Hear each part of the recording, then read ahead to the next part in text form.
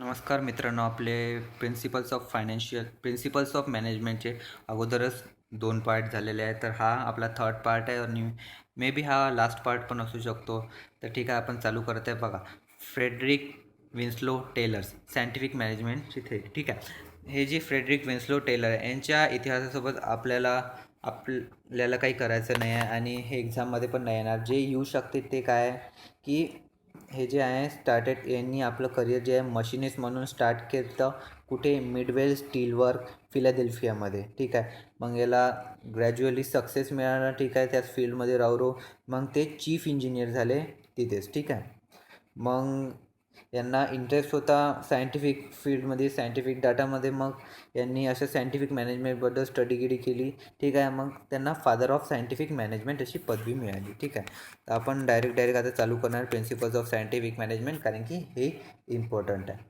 First आहे science not rule of thumb.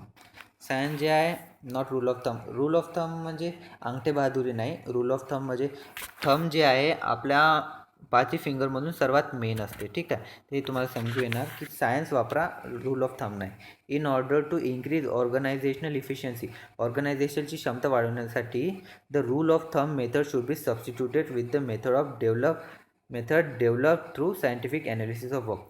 त्या rule of थंबची जी मेथड आहे ते सबस्टिट्यूट म्हणजे रिप्लेस केल्या गेली आहे सायंटिफिक ॲनालिसिस ऑफ वर्कद्वारे. ठीक आहे, म्हणजे कोणती बी गोष्ट करायची आता सायंटिफिक ॲनालिसिस थ्रू करायची. Rule of thumb decisions are based on personal judgement of the manager. की रूल ऑफ थंब जे आहे ते मॅनेजरच्या एकट्याच्या जजमेंट. ठीक आहे, मॅनेजरच्या जजमेंट म्हणजे अंदाजावरून, हां मी मॅनेजर आहे तर माझ्या अंदाजावरून. पण सायन्स ॲनालिसिस ऑफ वर्क याच्यामध्ये प्रॉपर ॲनालिसिस करते, मग डिसिजन घेतल्या जाते. Taylor insisted upon scientific method for every small work. Taylor का सायंटिफिक मेथडवर डिपेंड होता प्रत्येक कामासाठी. ठीक आहे, this principle is concern with selecting the best way of performing a job after scientific analysis of that job and not by trial and error method. Trial and error method मी मागच्या पार्टमध्ये समजून सांगितलं होतं. ठीक आहे, तर ते बघून घ्या तुम्ही. आणि दिस प्रिन्सिपल इज कन्सर्न की हां, आता तुम्ही ट्रायल अँड एरर बेसस वापरण्यापेक्षा सायंटिफिक ॲनालिसिस की हां ट्रायल अँड एरर बेसिस म्हणजे की एक चूक झाली. ठीक आहे, चूक झाली पण ते डबल करणं जोपर्यंत ते बरोबर नाही होत. ठीक आहे, याला ट्रायल अँड एरर बेसिस म्हणतात. सायंटिफिक ॲनालिसिस की हां सायंटिफिक ॲनालिसिस अगोदरच सायंटिफिक ॲनालिसिस करून घेतली की ज्याच्यामुळे चूक नाही होणार. ठीक आहे, standard required time and standard output should be defined by the manager. की हां स्टँडर्ड रिक्वायर्ड की ह्या कामासाठी जनरली किती टाईम लागणार. ठीक आहे, हे मॅनेजर थ्रू डिसाईड होते. This will help in saving time and human energy. आणि याच्यामुळे टाईम आणि ह्युमन एनर्जी पण मॅनपॉवर जे आहे सेव्ह होणार, वाचणार. ठीक आहे, according to Taylor even small production According to Taylor, even a small production activity like loading iron sheets into box cars can be scientifically planned. की टेलरच्या अनुसार छोटेसे छोटे काम जे आहे सायंटिफिकली प्लॅन्ड असले पाहिजे. जसं का आयरन शीट लोड करणे बॉक्समध्ये, हे छोटेसे छोटे. जसं का एक ट्रॅली आली कार आलं रेतीची, आणि रेती नाही सिमेंटची ना, ते काढत आहे. हे बी सायंटिफिकली प्लॅन्ड असलं पाहिजे असं टेलरचं म्हणणं आहे. Harmony not Discord. हार्मोनी म्हणजे एकता. ठीक आहे, तालमेल. अकॉर्डिंग टू धिस प्रिन्सिपल, ह्या प्रिन्सिपलच्या अनुसार there should be harmony between the employees and management. Harmony एकता असली पाहिजे एम्प्लॉई आणि मॅनेजमेंटमध्ये. दिस कोऑर्डिनेशन, हे तालमेल, will help in minimising conflict between them. याच्यामुळे कॉन्फ्लिक्ट जे झगडे होते ते कमी होईल. ठीक आहे, perfect understanding between employees and management will be helpful in creating healthy work environment for achieving the desired goals. तर हां परफेक्ट अंडरस्टँडिंग राहील, समज राहील एका दुसऱ्याबद्दल, एम्प्लॉईला मॅनेजमेंटबद्दल आणि मॅनेजमेंटला पण एम्प्लॉईबद्दल. तर ते कसं आहे हेल्दी वर्क एन्व्हायरमेंट म्हणजे हसतं खेळतं की हां प्रत्येक गोष्टी मजाकी थ्रू होऊन जाईल. ठीक आहे, तशा प्रकारे त्याच्यामुळे अचिव्हिंग डिझायर्ड गोल्स, जे गोल डिसायडेड होते ते पण इझिली मिळून जाणार.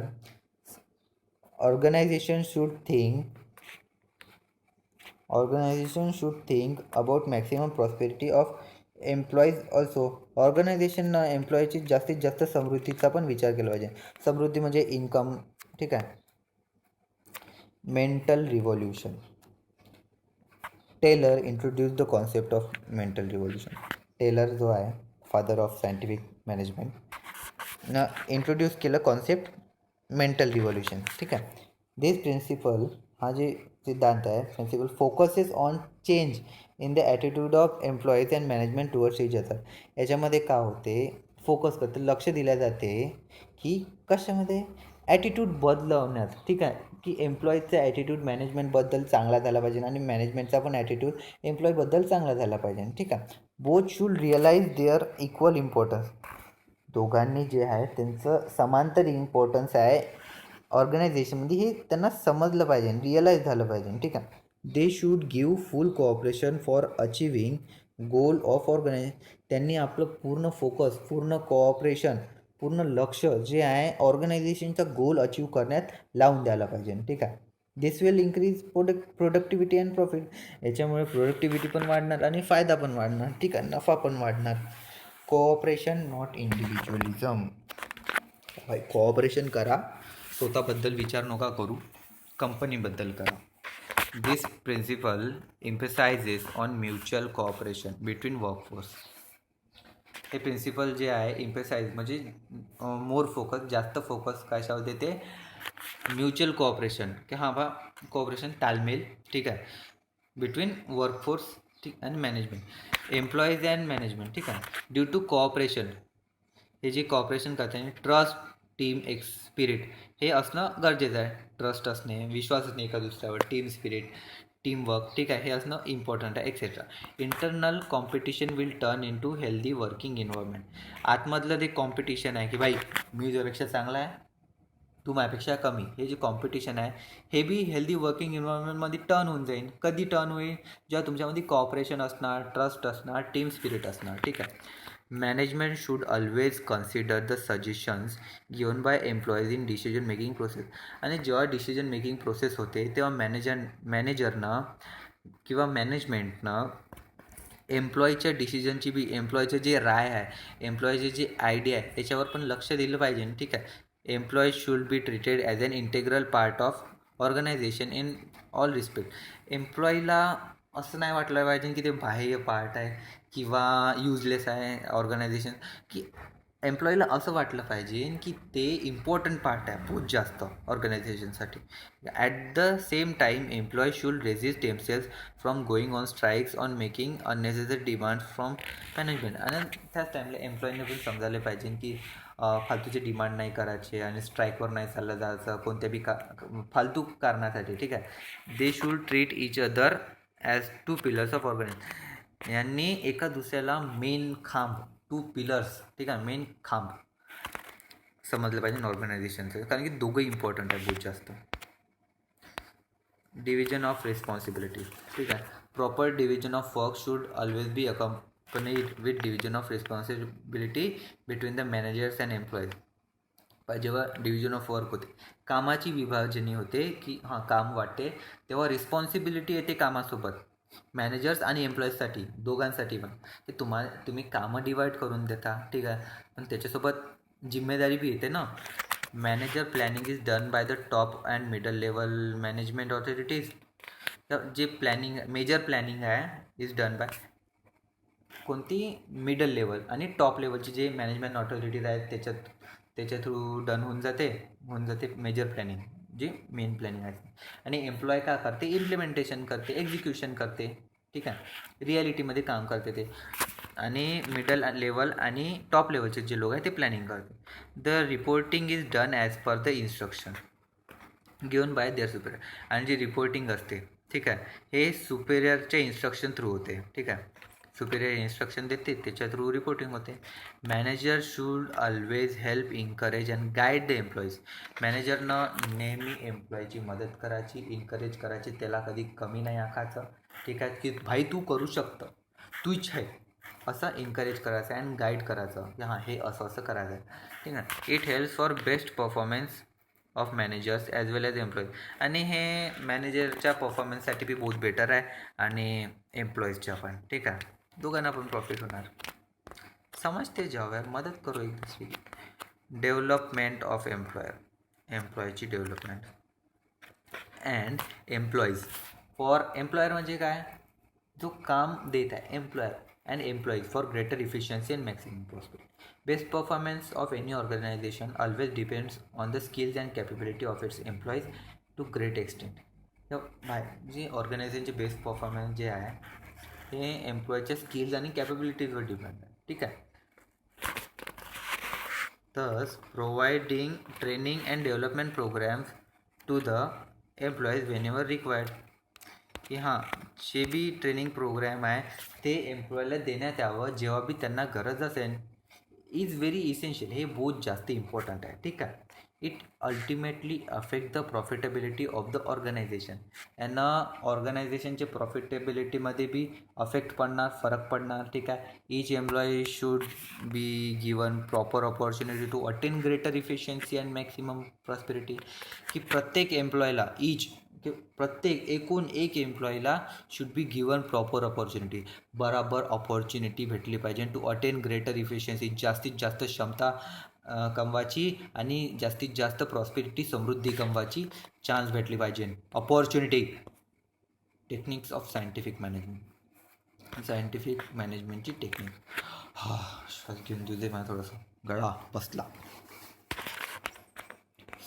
Techniques of scientific management. Some of the major techniques of scientific management are as follows.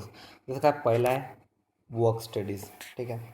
Work स्टडीमध्ये येते time study, method study, motion study and fatigue study. हे 4 पार्ट येते. Before assigning the work to the available workforce.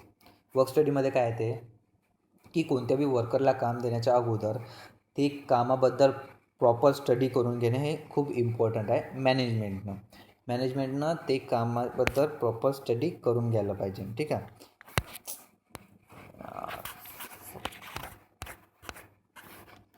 Work study consist of an organise, systematic and critical assessment of the various activities or functions. ठीक आहे. Work स्टडीनं जे आहे ऑर्गनायझेशनच्या प्रत्येक work study ऑर्गनायझेशनच्या सिस्टमॅटिक अँड क्रिटिकल असेसमेंट जे असते त्याच्या व्हेरियस खूपचे ॲक्टिव्हिटीज आहे, फंक्शन्स आहे, याच्याबद्दल असते पूर्ण. Work study is based on the techniques as such as time study, motion study, method study. ठीक आहे. आता आपण टाईम स्टडी घेणार आहे.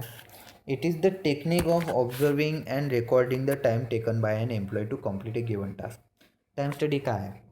टाईम स्टडी जे आहे एक टेक्निक आहे ज्याच्यामध्ये ऑब्झर्विंग, लक्ष देण्यात येते आणि रेकॉर्ड करण्यात येते की एम्प्लॉईनं टाईम दिलेल्या टाईममध्ये एम्प्लॉईनं काम कंप्लीट केलं का. With the help of time study the precise time required for each element of work is determined.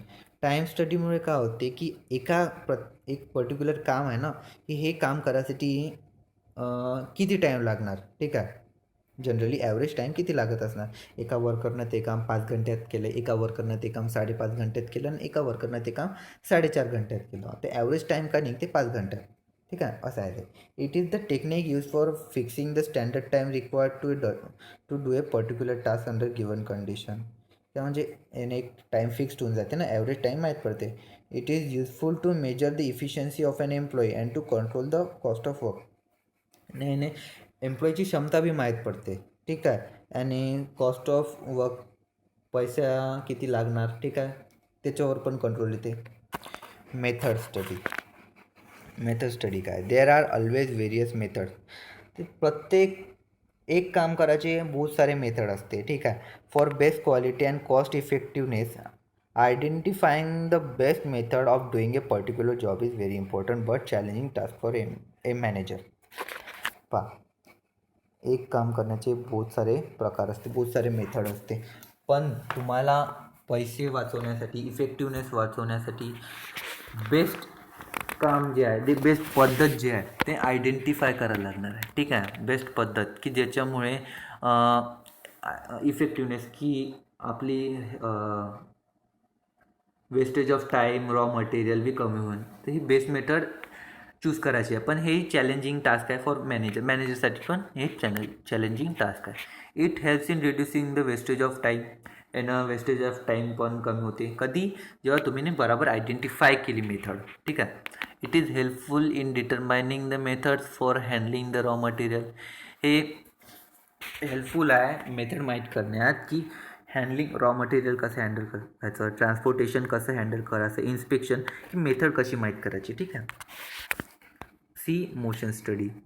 The study of required motion means movement of an employee as well as of machine while completing a particular task is very important. हे जे आहे motion स्टडीमध्ये काय होते की motion माहीत पडते की हां एम्प्लॉई हे जे काम आहे, मशीन वर्क आहे, एक पर्टिक्युलर टास्क कशा प्रकारे करत आहे. ठीक आहे. Motion it is helpful in eliminating unnecessary motions and finding the best method of doing A particular job. की जे याच्यामध्ये जे अननेसेसरी मोशन्स आहे, जे गरजेचं नाही आहे, ते मोशन्स डिलीट करून म्हणजे एलिमिनेट काढून टाकणं. ठीक आहे. And finding the best method of doing A particular job. Motion study हे बोथ हेल्प करते identifying the best method of doing A particular job. It also helps in improving the efficiency of the employees. हे एम्प्लॉईची क्षमता वाढवण्यातही मदत करते. ठीक आहे. कारण की जर बरोबर मेथड माहीत झाली तर ताकद बी कमी लागेल. ठीक आहे. Motion technique is use to know whether some elements of a job can be eliminated. Motion टेक्निकनं काय होते माहीत पडते एलिमेंट. ठीक आहे. जॉबमधले जे काढून टाकता येते eliminated or their sequence can be change. Smooth flow of task. किंवा काढून नाही टाकायचे आहे तर त्याचे स्मूथ फ्लो सिक्वेन्स जे आहे की ते सिक्वेन्स की हा मागे पुढे की हां भाई इकडून चाललो तर इकडून यायचं आहे. सिक्वेन्स समजले ना. Can be change for smooth flow of task. Fatigue study. थकांचा अभ्यास का असते. Generally long working hours without sufficient break. बहुत वेळपर्यंत काम केलं पण गरजेनुसार ब्रेक नाही भेटत आहे. Target pressure, heavy working tools, भारी साहित्य कामाचे and poor working conditions result in to physical and mental stress. याच्यामुळे काय होते शारीरिक पेन आणि डोकोदुखी हे बहुत काही होते. ठीक आहे. It has an adverse effect on the health and efficiency of the employees. आणि याच्यामुळे काय होते एम्प्लॉईजच्या हेल्थवर बहुत मोठा इफेक्ट पडते. ठीक आहे. बहुत जास्त मोठा इफेक्ट पडते आणि त्याच्या इफिशियन्सी ऑफ द एम्प्लॉईजची क्षमता पण कमी होते. The study of fatigue and steps to reduce the level of fatigue is very important to maintain the operational efficiency of the employee. Fatigue म्हणजे का बरं होत आहे, कशा प्रकारे होत आहे, त्याची स्टेप्स काय, ते कमी कसं करू शकतो आपण एम्प्लॉईची फटिग मीन्स थकान. ठीक आहे. Very important to maintain the operational efficiency of एम्प्लॉईची जी क्षमता आहे काम करण्याची हे पण मेंटेन करण्यात खूप इम्पॉर्टंट आहे fatigue study. Standardisation of tools and equipment. Standardisation of tools and इक्विपमेंटमध्ये काय आहे with the result of experiments conducted at वर्कप्लेसमध्ये कंडक्ट केलेले जे एक्सपेरिमेंट आहे. Taylor advocated standardisation of tools and equipments. टेलरला माहीत पडलं की standardisation of tools and equipment की हां भाई टूल्स स्टँडर्डायझेशनची नवीन टूल्सची गरज आहे. Standardise working environment and method of production help to reduce spoilage and wastage of material. हां स्टँडर्डाइज टूल्स आणले, चांगले टूल्स आणले अँड इक्विपमेंट्स आहे तर त्याच्यामुळे वर्किंग इन्व्हायरमेंट आणि जी मेथड आहे प्रोडक्शनची त्याच्यामुळे हेल्प होणार रिड्यूस करण्यात. काय रिड्यूस करण्यात? स्पॉइलेज अँड वेस्टेज ऑफ मटेरियलचे जे वेस्टेज आहे ते कमी होणार आणि स्पॉइलेज जे खराब पण नाही होणार. कॉस्ट ऑफ प्रोडक्शन पण कमी होणार, फटिग पण कमी होणार. कारण की टूल्स हे पहिले अगोदर टूल्स कसे हेवी होते पण टूल्स स्टँडर्डाईज केले, चांगले केले, मॉडिफाईड केले. ठीक आहे ना. त्याच्यामुळे फटिग पण नाही होणार. ठीक आहे. Among the workers and it improves quality of work. आणि क्वालिटी पण इम्प्रूव्ह होणार कारण की नवीन टूल्स आहे. ठीक आहे. स्टँडर्डाईज झाला आहे. ठीक आहे. त्याच्यामुळे वर्कर्सचे जे आहे फटिग पण नाही होणार आणि क्वालिटी पण इम्प्रूव्ह होणार. ठीक आहे. Scientific task setting. Taylor emphasise the need for fixing a fair day's work. टेलरनं का केलं, जास्त फोकस कशावर केला की फेअर डेचा वर्क आहे, ठीक आहे, त्याच्यावर जास्त लक्ष दिलं. ठीक आहे. Scientific work setting is important to prevent the employees from doing work much below their capacity. Scientific जे वर्क सेटिंग आहे की हां भाई आपण प्रॉपर अंडरस्टँड केले की हे काम कसं करायचं, is important to prevent the employees वाचवते कशापासून, from doing work much below their capacity. की हां भाई तुम्हाला जे वर्क आहे ते तुमच्या कॅपॅसिटीच्या बहुत कमी करावं लागेल, की हां तुम्हाला वाचवते, तुम्ही जास्त क्षमता लावायची गरज नाही. ठीक आहे. But by using this technique employees will complete the task according to standards. आणि हे टेक्निक यूज केल्यानं सायंटिफिक टास्कची जी सेटिंग आहे ते हे टेक्निक यूज केल्यानं employees will complete the task according to standards. ज्या स्टँडर्ड भाई लो स्टँडर्ड नाही, ठीक आहे, पण लागेच तर अप स्टँडर्ड म्हणजे बेटर, पहिल्यापेक्षा बेटर पण काम करू शकते ह्या स्टँडर्ड्समुळे. ह्या सेटिंगमुळे सायंटिफिक वर्कमुळे given and management can keep proper control on optimum utilisation of workforce. आणि कसं एम्प्लॉयची कॅपॅसिटीच्या बिलो काम करान तर मग ते एम्प्लॉयचे बरोबर ऑप्टिमम युटिलायझेशन पण करू शकतो वर्कफोर्सचं. ठीक आहे. Scientific selection and training. Scientific selection and training. Management can select right person for the right job by using scientific selection procedure. Management जे आहे सिलेक्ट करू शकतं बराबर व्यक्ती बराबर कामासाठी. ठीक आहे. For using scientific selection procedure. Scientific selection procedure वापरल्याने ठीक आहे त्यांना बराबर व्यक्तीचा हे लागेल की भाई तू हे काम करू शकतो, हे काम तुझ्यासाठीच बनलं आहे. It needs to fix job specification as per requirement. आणि याच्यामुळे की हां भाई ह्या जॉबसाठी हे रिक्वायरमेंट लागत असते. ठीक आहे. तर याच्या म्हणजे हेच आहे ना की बँकेत काम करायसाठी अकाउंटिंग लागते. ठीक आहे ना. अशा प्रकारे employees are selected according to predetermined standards in an impartial way. की हां स्टँडर्ड जे आहे ते पहिल्यापासून डिटरमाइंड असते की हां हे असं असलं पाहिजे की हाईट एवढी असली पाहिजे, बॉडी असली पाहिजे एवढी तर एवढी असली पाहिजे, असं स्टँडर्ड्स असते. टॅटू नसले पाहिजे, हे काही स्टँडर्ड्स असले. असं गव्हर्नमेंट जॉबचे आहे ते स्टँडर्ड्स इन इम्पार्शियल वे की भेदभाव न करता. आफ्टर सिलेक्शनच्या नंतर management should provide the proper training programmes to increase their efficiency.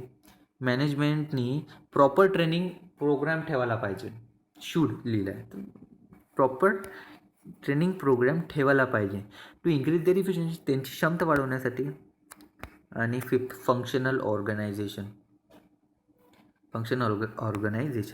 In this concept Taylor planning is separated from implementation.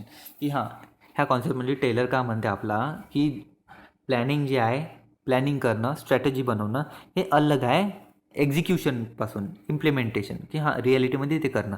That means planning is done by different planning अलग ग्रुपच्या पीपलने केल्या जाते आणि जे एक्झिक्युशन आहे ते इम्प्लिमेंटेशन जे आहे, जे काम रिॲलिटीमध्ये करायचं ते अलग ग्रुपच्या पीपल थ्रू केल्या जाते. Every worker will be supervise by 2 different sets of supervisor. ना प्रत्येक जे वर्कर आहे ठीक आहे त्याच्यावर लक्ष ठेवलं जाईल 2 डिफरंट सेट ऑफ सुपरवायझर्स, 2 अलग प्रकारचे सुपरवायझर्स. ठीक आहे. सेट ग्रुप ही रिकमेंडेड टोटल 8 फोरमॅन. यानं टोटल 8 फोरमॅन सांगितलं आहे to control the various aspect of production. खूपसे असे ॲस्पेक्ट आहे जे प्रोडक्शनचे कंट्रोल करण्यासाठी. जे 8 फोरमॅन आहे ना 2 सेटमध्ये डिवायडेड आहे. त्याचे पहिलं सेट जे आहे ॲट प्लॅनिंग लेवल की हां प्लॅनिंग लेवलवर हे 4 वर्क करणार जे आहे route clerk, instruction clerk, time and cost clerk, discipline. हे 4 जे आहे हे वर्क करणार. पहिले सेटमध्ये रूट क्लर्कचं काम काय, tells how work moves from one machine to other. की हां ह्या मशीनपासून दुसऱ्या मशीनपर्यंत काम कसं होणार आहे. ठीक आहे. इन्स्ट्रक्शन म्हणजे प्लॅनिंग लेवलवर. इन्स्ट्रक्शन क्लर्क जे आहे रेकॉर्ड इन्स्ट्रक्शन रेकॉर्ड करून घेईन टू कम्प्लीट द वर्क. काम कंप्लीट करायसाठी इन्स्ट्रक्शन रेकॉर्ड करून घेईन. Time and cost clerk determines की अंदाजा लावून घेईन पहिलेच की याच्यासाठी किती टाईम लागणार आहे. Should be completed and workout the cost आणि कॉस्ट पण किती लागणार आहे. ठीक आहे, पहिले डिटरमाइन करून घेते. प्लॅनिंग करायचं. Discipline ensure that the worker are working as per factory rules आणि हे पण इन्श्युअर करून घेतात की वर्कर जे आहे फॅक्टरी रूलच्या अनुसारच काम केले पाहिजे. आणि बी आहे ॲट इम्प्लिमेंटेशन लेवल एक्झिक्युशन जे रिॲलिटीमध्ये होणार आहे. जे चार पर्सनचे फोरमॅनचे जे सेट होते, ठीक आहे, सेकंड सेटमधले हे आहे गँग boss actually get the work done. हा काम खरंच करून घेते. रूट क्लर्क कसं सांगते.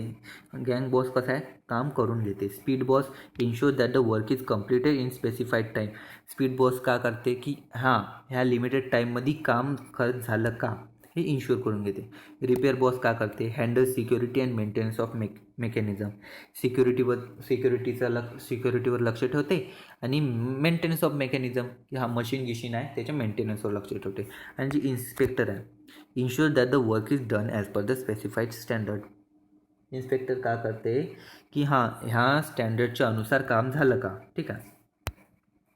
आता differential piece rate wage plan हे लास्ट आहे वाटते. डिफरन्शियल पीस चेक करण्याचं this one is last. Remuneration म्हणजे पैसा should be fixed in such a way that average worker is motivated to attain the standard output. एवढं असं fixed असलं पाहिजे की एवढा पेमेंट जर एम्प्लॉईला भेटणार आहे तर तो मोटिवेटेड असला पाहिजे. भाई आपण बहुत मेहनत करून घेऊ पण महिन्याच्या एंडिंगला आपल्याला एवढा पेमेंट भेटन. ठीक आहे. Taylor suggested the differential piece wage system. Taylor जे आहे सजेस्ट करते का डिफरन्शियल पीस वेज सिस्टम की म्हणजे प्रत्येकाला अलग अलग पगार दिला जाईल. ठीक आहे. कशाच्या बेसिसवर. Higher rates are offered to employees who complete the work more than the standard quantity under this system. की हायर रेट कोणाला दिला जाईल, जास्त पैसा कोणाला देईल, त्या एम्प्लॉईले हू कम्प्लीट द वर्क ज्यानं काम कम्प्लीट केलं मोर दॅन स्टँडर्ड क्वांटिटी. जी आपली स्टँडर्ड क्वांटिटी आहे ॲव्हरेज क्वांटिटी आहे त्याच्यापेक्षा जास्त तर त्याला हायर मिळणार. On the other hand if an employee is performing below the standard आणि कोणता एम्प्लॉई जे आहे ॲव्हरेजच्या खाली काम करत आहे तर त्याला कमी पेमेंट दिलं जाईल. He shall be given low rate of wages. त्याला कमी पैसे दिले जाईल. This technique motivate the employees. आणि ह्या टेक्निकमुळे एम्प्लॉई जे आहे मोटिवेट होते की भाई तू जास्त मेहनत नाही करशील तुला जास्त पैसे बी नाही भेटणार पण मी जास्त मेहनत करीन तर मला जास्त पैसे तर भेटन. This is how they think. This technique motivate the employees to attain higher standard performance and earn wages. ठीक आहे. रिम्युनरेशन ॲट हायर रेट असं आहे. ठीक आहे. तर आता आपलं झालं आहे कंप्लीट. काय झालं आहे complete. Principle of management. Like share and subscribe. First पार्टमध्ये सांगितलं होतं की 4 पार्टमध्ये होऊ शकते पण मी 3च पार्टमध्ये कंप्लीट केलं. ठीक आहे. तर लाईक शेअर अँड सबस्क्राईब करून टाका आणि मित्रांना पण सांगा की भाई हा चॅनल आहे बहुत से शिकू द्यावा. ठीक आहे ना, असं काहीच सांगून द्या.